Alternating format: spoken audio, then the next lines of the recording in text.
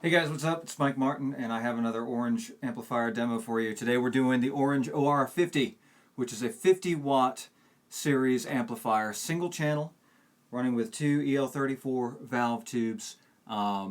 Pretty interesting, no effects loop, but there are three gain stages in here. Mainly your input, which controls your gain, passive EQ, and then you've got this punch picks idea, and then your master volume. Pretty interesting amp. I'm going to do this a couple of different ways because really this amp is not designed to be very quiet. So I'm going to do a little bit of something here to show you what it does, and then I'm going to throw the cabinet in the other room so I can show you how it really works turned up. The big thing with it really is it has this foot switchable gain control, which basically when the amber is lit, the foot switch is engaged, which is kind of a brake against the output of the master volume.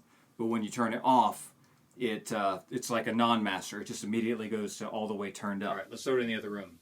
All right, so we have the cabinet in the other room, so we can crank this up. Because like I was saying, basically this thing is designed to work sort of as a non-master volume. But these three gain controls sort of work in an interesting way together. So pull this back a bit and pull the punch back a bit so you can hear what's happening. Right now I have it set to just wide open, so the master volume won't change anything.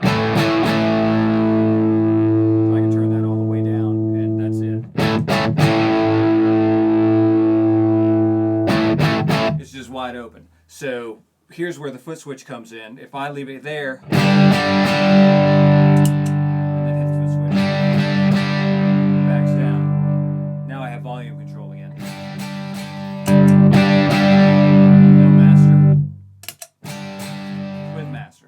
So probably the most useful way to work with that is to use it sort of as a lead boost for a single channel amp. That's a really handy feature. So you kind of have to start with it wide open.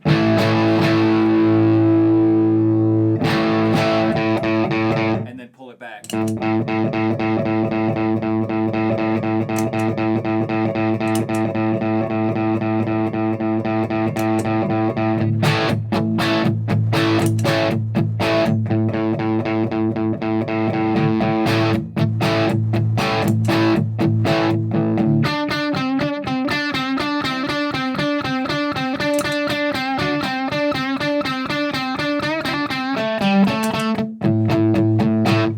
Wide open at the end. Probably back here would be the most dramatic. Maybe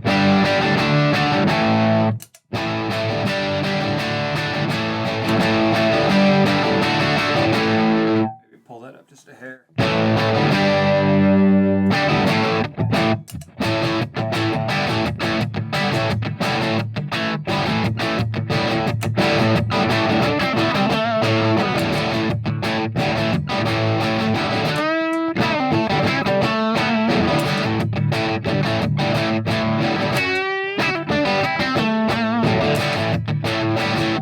So you get the idea. It's pretty handy without having to have an extra channel to switch to.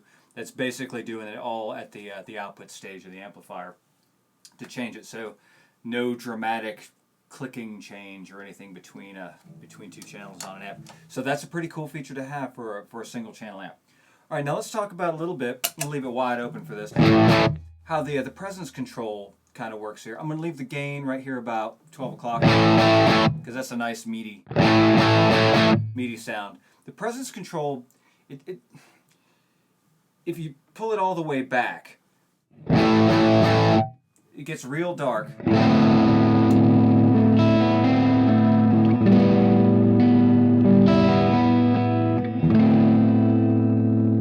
we'll pull it up maybe to about 10.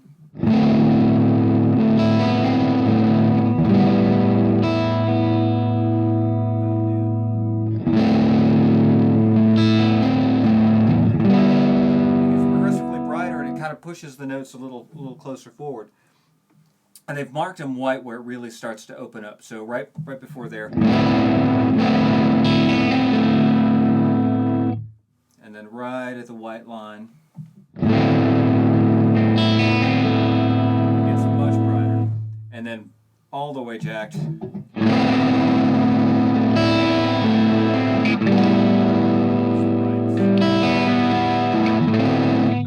like a presence. It pushes the notes a little forward, not quite like the treble control. But since we're here, let's talk about that, because I find that the mid and the treble control, as well as the bass control, this amp and this cabinet have a lot of bass in it, and I find where it's sitting is pretty nice. We pull the bass out. It tightens up, but it doesn't really get too thin.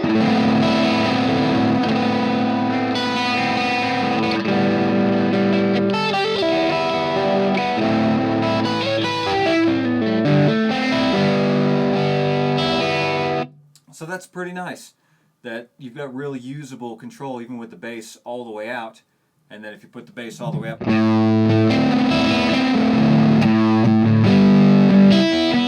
it gets a little tubby. So I find somewhere around here between 11 and 1 o'clock is a real happy place. And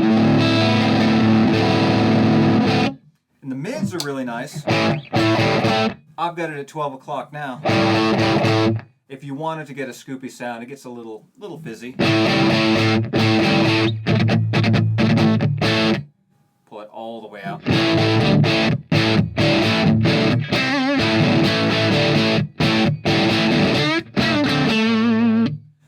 But even close to all the way up, it gets honky, but it's a nice classic rock honky.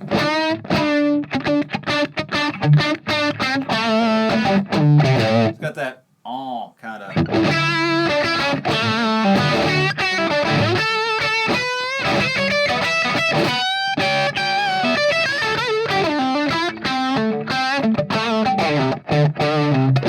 That's almost all the way up, and then here's full-on mids.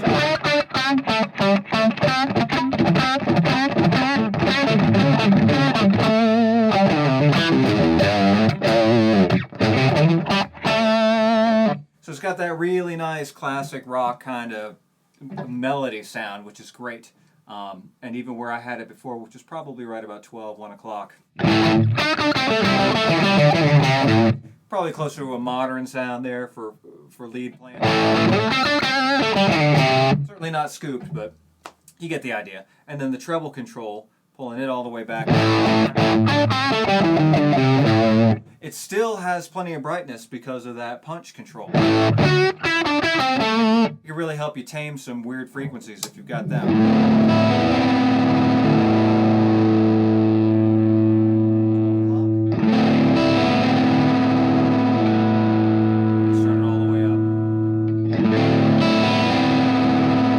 It's real musical. It's not even really harsh when it gets all the way up there, which I appreciate about that. Pull it back about where it was there, maybe about 2, 3 o'clock. All right, now let's get into what everybody really likes, is the gain, the pre-gain side of this. Now, the way it works, it's with the master non-functioning. So if you pull this, start turning it down to get more of a clean sound, you see how quiet it starts getting. Doesn't really show up until maybe the 4th hash mark there. The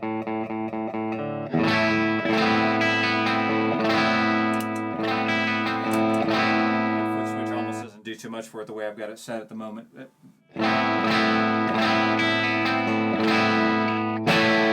But it's still a nice kind of sound.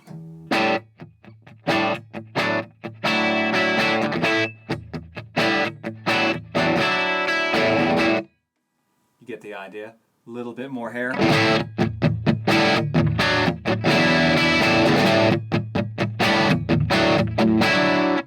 little bit more, about 12 o'clock.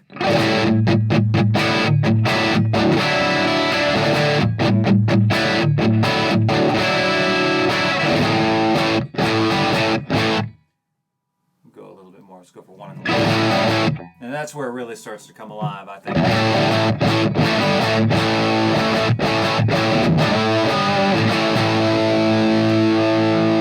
Still cleaning up. Back off the volume.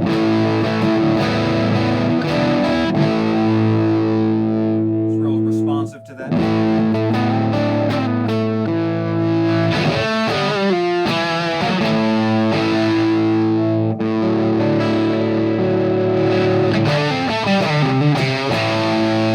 gives you a lot of control as a player, just to the dynamics of your guitar and your setup and your hands, really. Give it a little bit more, maybe riff a little bit.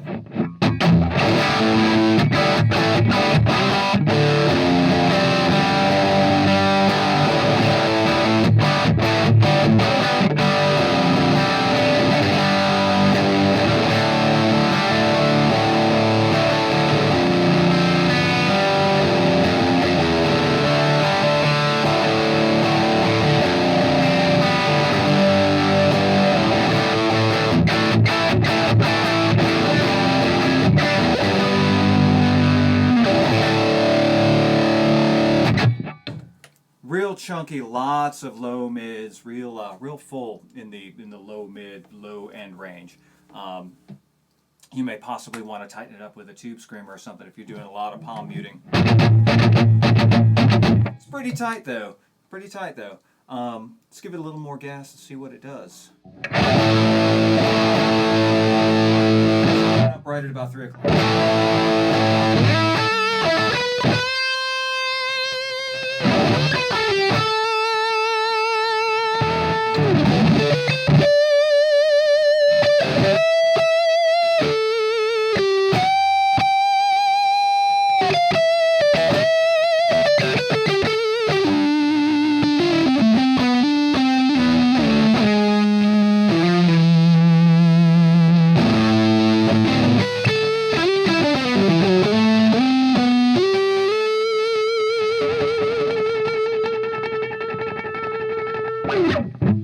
Nice sustain, real dynamic to the sound of your hand, real warm vibrato. I did get some email about what would I like to see demonstrated with this amplifier. Tried to do a little bit of research to see what most guys were showing about it. That's pretty much the bones of it. But a lot of cats were asking me about mainly the foot switch, which I think we kind of went over pretty well, and then drop tunings. So I'm going to switch out guitars and pull up a drop C tuned guitar. For this last part of the video, we're in drop C. So basically it's just standard tuning down a whole step and then the 6th string down a whole step as well. And it gets this really big sort of...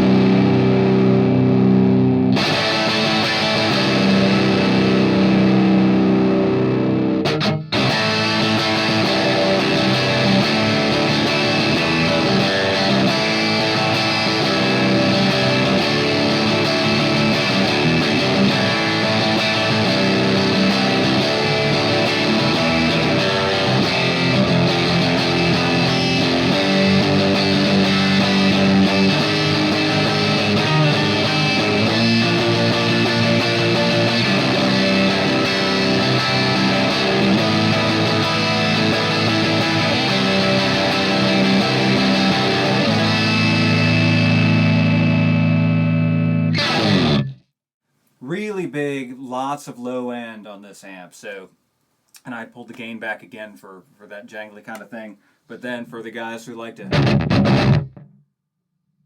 chug around.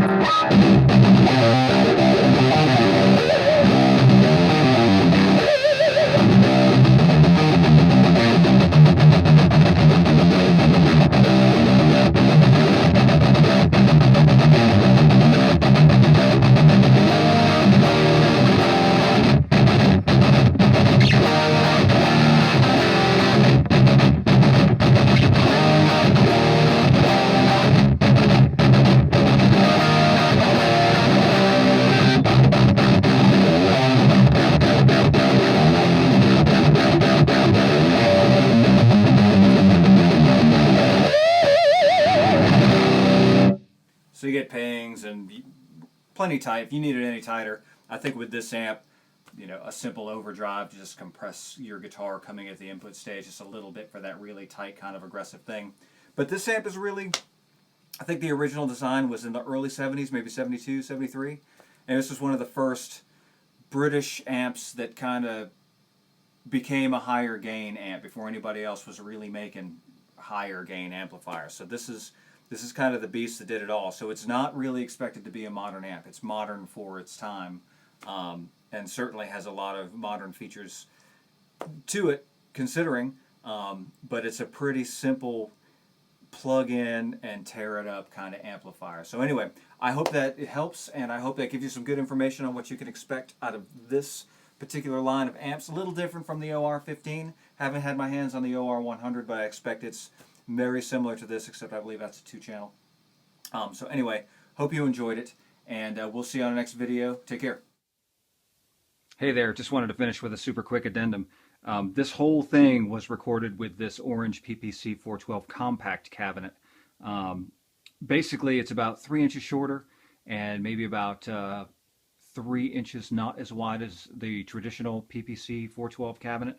And it's also loaded with voice of the world speakers. It's about 240 watts, 80 pounds, not too bad. So it's probably about 24, 25 pounds lighter than the traditional PPC412. So pretty cool consideration for that.